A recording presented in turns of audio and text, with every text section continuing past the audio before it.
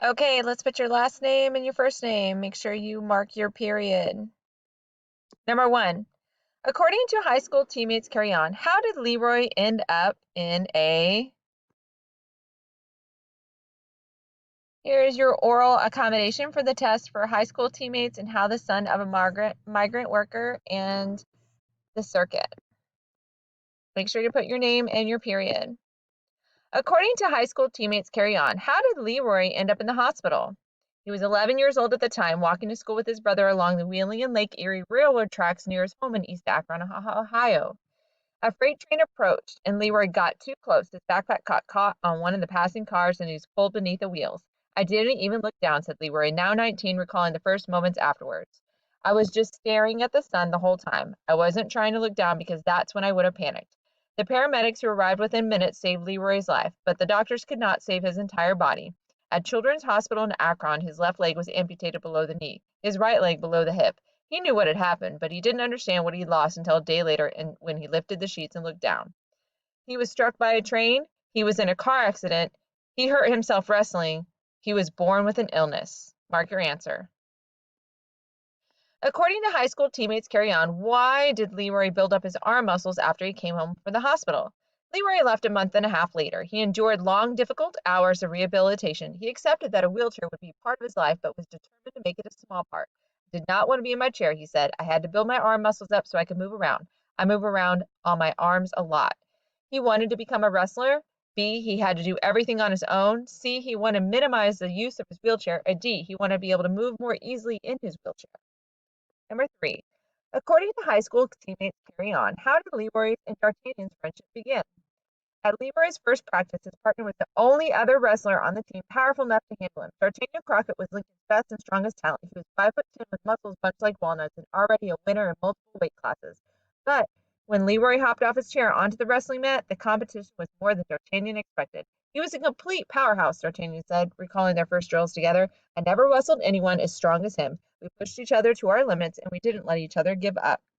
A, they met at the same hospital. B, D'Artagnan helped Leroy at school. C, they practiced wrestling together. Or D, the high school coach introduced them.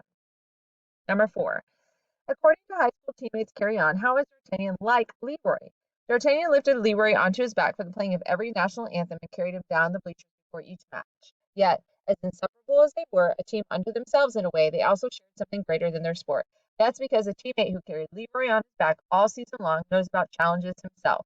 D'Artagnan Crockett knows because he's legally blind.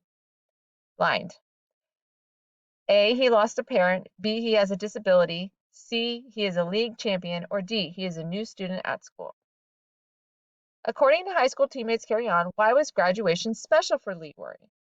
What would you do for a friend when you carried on your back all year long? You'd put him down and walk beside him, which was exactly what D'Artagnan did. He helped Leroy stand upon new prosthetic legs he was fitted for just weeks earlier, then moved alongside him as Leroy crossed the stage step for step, eye to eye.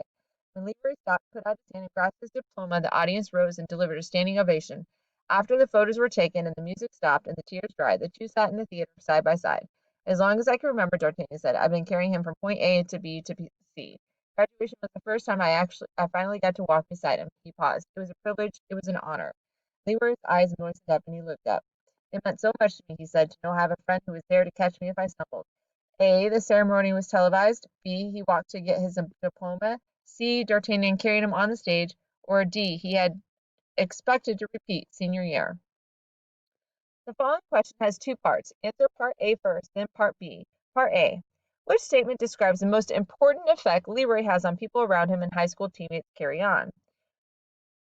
Leroy would bounce on his hands and often flip his way onto the mat before matches. Then he would scream out. Then he would slap his hands down as hard as he could, making a thunderous echo, his smile dead, his arms wired. If someone stared when Leroy entered the gym on top of D'Artagnan, even more stared as he competed. Wrestling in multiple weight classes this season, Leroy won 9 matches, the majority by pinning his opponents. But in every match, regardless of the outcome, he left a message. He never said it, but his coaches understood. Watching him wrestle, Robinson said, has taught me how to stand in areas of my life that I wouldn't have wanted to. A, he inspires them with his attitude. B, he amuses them with his good nature. C, he helps them appreciate who they are. Or D, he encourages them to help people with disabilities. Number 7, part B. Which excerpt from the text best supports the answer to part A? A. People look up to me sometimes, he said from his wheelchair. He waits and says, well, usually they look down to me. B. They constantly make fun of each other's situation, each other's disability, Hans said. C. He expected nothing less than 100% from his opponents, and if he sensed any pity, he reacted with anger. Or D. Watching him wrestle, Robinson said, has taught me how to stand in areas of my life that I wouldn't have wanted to. Number 8, Part A. Which statement best describes the friendship between Leroy and D'Artagnan as it's depicted in high school teammates Carry On? D'Artagnan lifted Leroy onto his back for the playing of every national anthem, carried him down to the bleachers before each match, yet, as inseparable as they were, a team unto themselves in a way, they also shared something greater than their sport. That's because a teammate who carried Leroy on his back all season long knows about challenges himself. D'Artagnan knows because he's legally blind. A. They came together in spite of their differences. B. Their disabilities gave them a unique connection. C. They used their rivalry to grow stronger as individuals. Or D. Their relationship grew stronger after Leroy's accident. Part B. Which excerpt from the text best supports the answer to Part A? A. I never wrestled anyone as strong as him. We pushed each other to our limits and we didn't let each other give up. B. D'Artagnan lifted Leroy onto his back and carried him to and from each match, on and off every bus, into and out of every gym all season long. C. As inseparable as they were, a team unto themselves in a way, they also shared something greater than their sport. Or D. The one place they don't laugh is in competition. Number 10. Which sentence best describes the short story, The Circuit? This selection is from The Circuit, Stories of the Life of a Migrant Child, a collection of autobiographical short stories by Francisco Jimenez. In this story, the narrator, Panchito, tells of his difficult early years as a part of a family of migrant farm workers. To him, life consisted of constant moving in and work, with school wedged in around harvesting jobs. The Circuit, in the title, refers to the path migrant workers take every year to find jobs. A. It is a story about the narrator's experience as a migrant farm worker. B. It is a story about the narrator's conflicts with his family members. C. Is a story about the narrator's failed attempts to find work. D. Is about the story of the narrator's visit to the United States. 11. In The Circuit, how does the narrator Panchito feel about moving? Yes, it was that time of year when I opened the front door of the shack. I stopped. Everything we owned was neatly packed in cardboard boxes. Suddenly, I felt even more the weight of the hours, days, weeks, and months of work. I sat down on the box. The thought of having to move to Fresno and knowing what was in store for me brought tears to my eyes.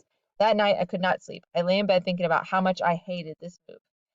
A. He thinks that living in one place would be boring. B. He dislikes constantly moving from place to place. C. He enjoys moving around but dislikes the work. Or D. He does not mind moving from place to place. Number 12. In The Circuit, what does Mr. Lima do that causes Panchito to feel dizzy? The first thing we have to do in the morning is finish reading the story began yesterday, he said enthusiastically. He walked up to me, handed me an English book, and asked me to read. We are on page 125, he said politely. When I heard this, I felt my blood rush to my head. I felt dizzy. Would you like to read?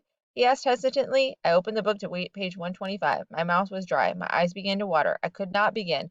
You can read later, Mr. Lima said understandingly. A. Mr. Lima asked Panchito to read from an English book. B. Mr. Lima tells Panchito to introduce himself to the class. C. Mr. Lima suggests that Panchito is not in the right classroom. Or D. Mr. Lima gives a test on the subject Panchito knows nothing about. Number 13. In The Circuit, a school bus arrives while Panchito and Norberto are working in the fields. How do they react? I noticed Papa's face turn pale as he looked down the road. Here comes the school bus, he whispered loudly in alarm. Instinctively, Roberto and I ran and hid in the vineyards. We did not want to get in trouble for not going to school. The neatly dressed boys about my age got off. They carried books under their arms. After they crossed the street, the bus drove away. Roberto and I came out from hiding and joined Papa. Tiene que tener cuidado, he warned us. They watched the bus wistfully. B, they climbed on board the bus. C, they shout and make faces. Or D, they run away and hide. Number 14. In The Circuit, what is the one constant thing in Panchito's life? That day I could hardly wait to tell Papa and Mama the great news. As I got off the bus, my little brothers and sisters ran to meet me. They were yelling and screaming. I thought they were happy to see me, but when I opened the door to our shack, I saw that everything we owned was neatly packed in cardboard boxes. A, his teacher. B, his house. C, his school. Or D, his family.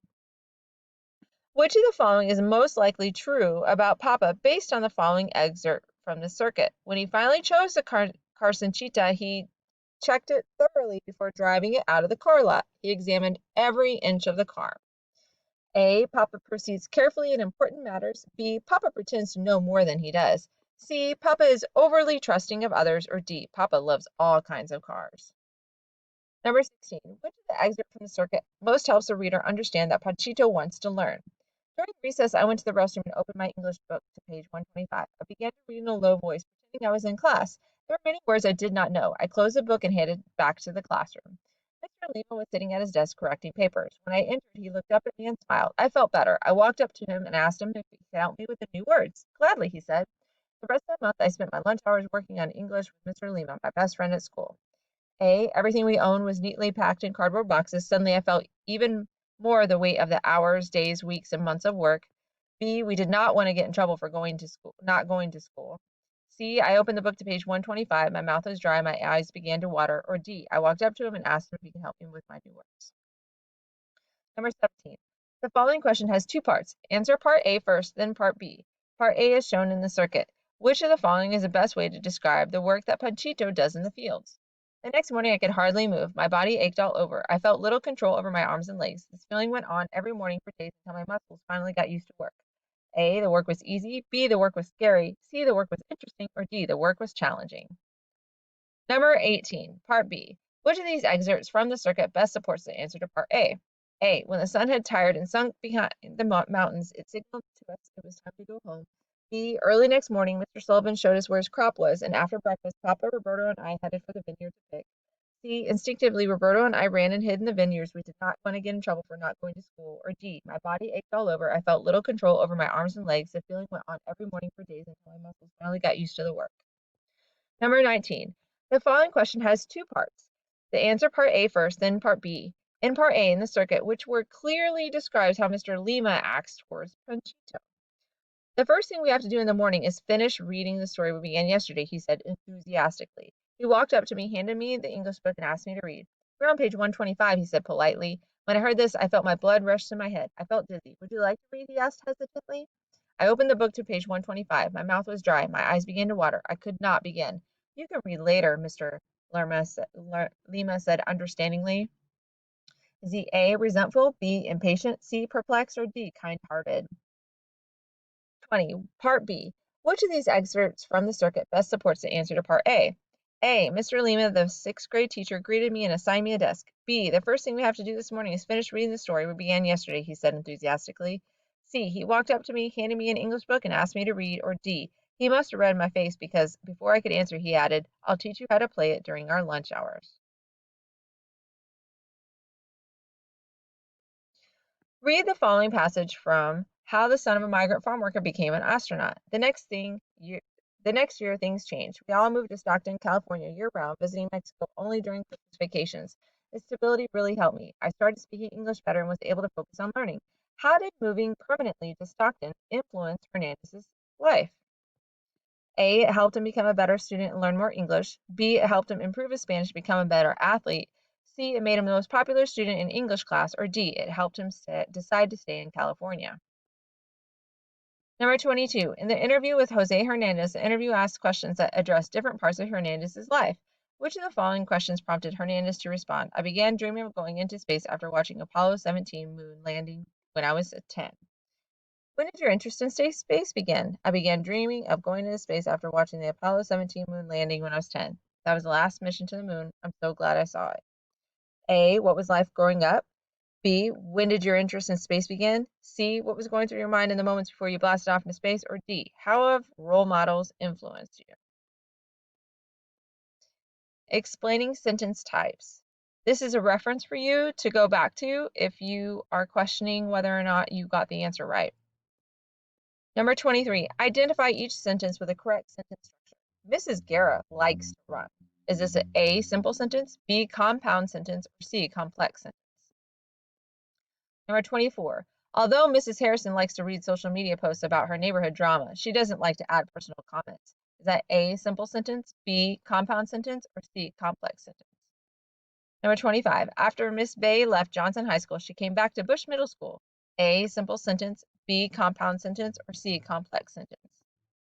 Number 26, Ms. Tribby doesn't care for technology, but she still has to teach online classes. A, simple sentence, B, compound sentence, or C, complex sentence? Here are some comma rules to refer back to if you have any questions. Number 27, which of the following sentences in each grouping is written correctly based on comma rules? She said, please pass the